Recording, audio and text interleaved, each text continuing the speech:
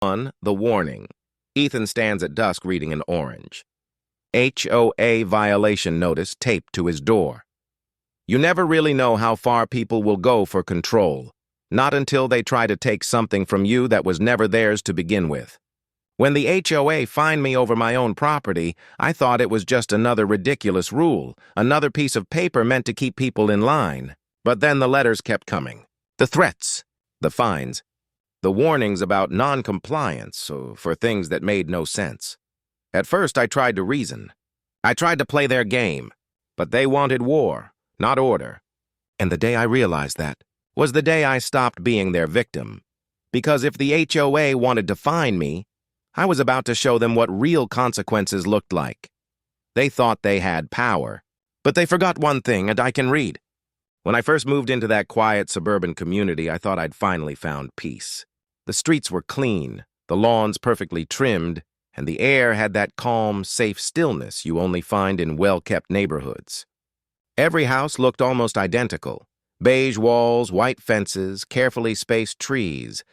It was the kind of place that promised order, safety, and the illusion of perfection. I bought the corner lot, the one with the big oak tree shading half the yard. That tree felt alive, like a relic from a freer time. I loved sitting under it on weekends, watching the sun flicker through the branches, pretending life could stay this peaceful forever. The first few months were quiet. Neighbors waved, smiled, and talked about lawn fertilizer like it was national news. The HOA sent monthly newsletters full of cheerful reminders about community standards, trash can placement, mailbox height, flower color coordination. It was all harmless enough, until it wasn't. The first notice came like a mosquito bite.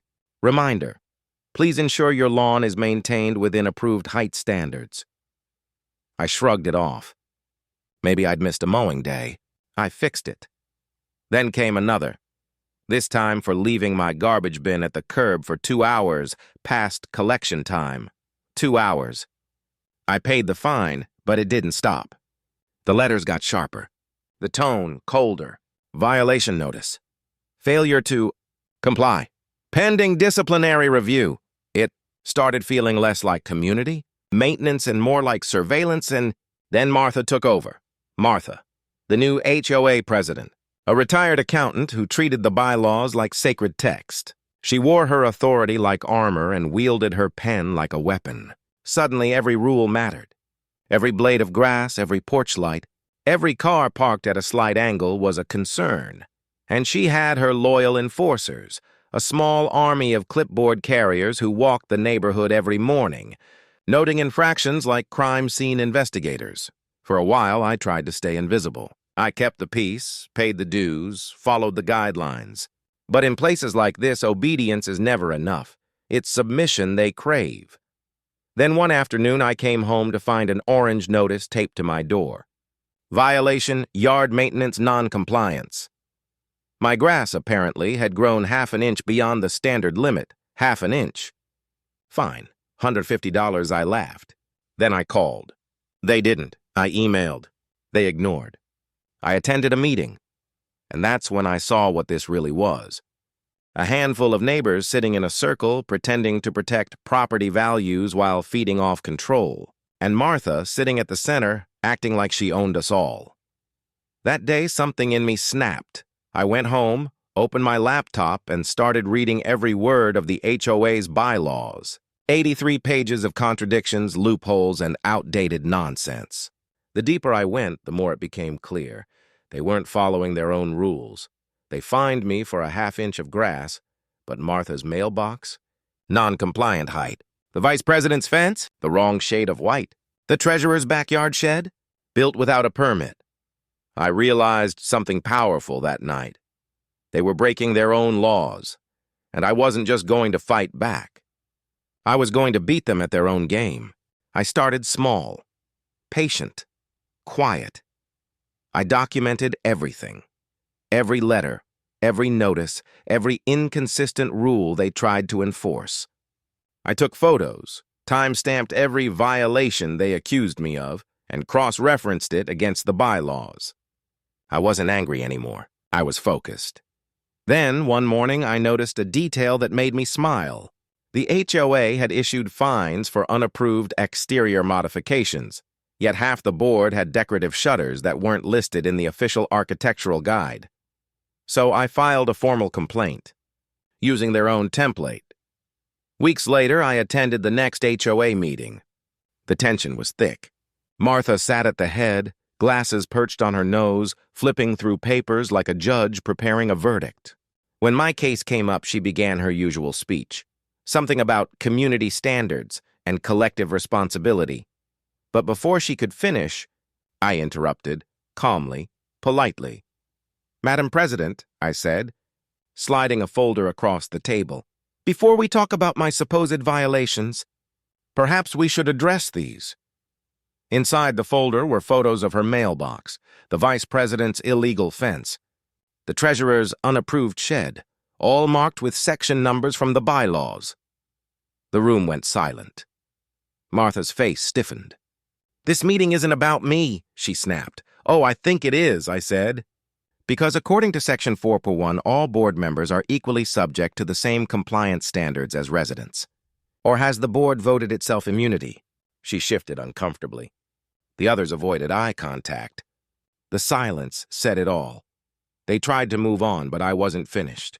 Over the next few weeks, I kept attending meetings, asking questions, citing bylaws, exposing inconsistencies, always calmly, never rudely. But every time I spoke, the illusion of their control cracked a little more. Then, one day, Martha made her biggest mistake. She fined me again, this time for unauthorized alteration of landscape features. My offense? Planting flowers. That was the final straw. I filed a formal dispute claim with the county's housing authority, citing HOA overreach and selective enforcement. I also reported their financial discrepancies, those maintenance fees they couldn't quite account for in the annual report. And then I waited. 2 weeks later, county inspectors arrived. Not for me, for them. They audited records, inspected HOA-maintained areas, and interviewed residents. And what they found was worse than I could have imagined. The HOA had been misusing funds, enforcing unapproved amendments, and even falsifying signatures on certain violation notices. When word spread, the neighborhood erupted. People who had been too afraid to speak suddenly found their voices. Old complaints resurfaced. Years of resentment poured out like floodwater, and in the middle of it all, Martha. Still trying to hold on to her crumbling empire, she called an emergency meeting. I was there, everyone was, and that's when everything changed. The meeting was held in the community center, packed, tense, electric. Every seat taken, every whisper sharp as glass. Martha stood at the front, clutching her gavel, trying to steady her voice. "We are here to address recent misunderstandings," she said. "Rumors about misconduct are being exaggerated." "Exaggerated?" Someone shouted from the back. "You fined my son for washing his car in the driveway." Laughter rippled through the room, bitter, angry laughter. I stood up, holding the county report. "Is this exaggerated too?" I read the findings aloud. Financial mismanagement, rule manipulation, false documentation. It was all there, black and white. Martha's composure cracked. She tried to silence me, banging the gavel, shouting about order. But no one was listening anymore. Someone stood and demanded a vote of removal. Another called for a full board audit. The room exploded with voices, neighbors who had been silent for years now demanding justice. And then came the final blow. The county investigator, who had been quietly observing from the side, stepped forward. "Effective immediately," he said, "the current HOA board is under investigation. Until further notice, all board activities are suspended." The room went still. Martha's gavel slipped from her hand. For the first time, she had no power, and in that silence, I looked at her, the woman who had tried to fine me into submission, and I said softly, "You should have read your own rules." The board was dissolved within a month. The HOA's authority stripped pending reformation. Martha resigned in disgrace. But even then, the damage they'd done to the community lingered. The unity, the trust, it would take time to rebuild. Still, for the first time in a long while, people smiled again. Not out of fear, but relief. Weeks passed. The orange notices stopped appearing. The neighborhood grew quieter, not in that artificial, suffocating way it used to be, but peacefully, genuinely. People started talking again, helping each other, fixing things together instead of reporting each other for it. The fences that once divided us now marked something simpler: respect. As for me, I didn't want power. I just wanted fairness, and somehow that made me the one people trusted most. They asked me to help form the new committee, one focused on community, not control. We rewrote the bylaws from scratch. Shorter, simpler, transparent. Every rule had a reason, and every decision had to be public. No more secrecy. No more fines for half-inch grass or flower colors. Months later, I saw Martha once more. She was walking her dog, avoiding eye contact. She looked smaller somehow, not physically, but in presence. We didn't speak. We didn't need to, because deep down she knew. She built her kingdom on intimidation. I just reminded her that kingdoms like that always fall. Sometimes standing up for yourself isn't about shouting louder. It's about knowing the rules better than the ones who use them against you. The HOA tried to find me, but in the end, they find themselves. And when you've been pushed long enough, there comes a moment, quiet, powerful, unstoppable, when fear turns into resolve. That's the moment they lose. That's the moment you win.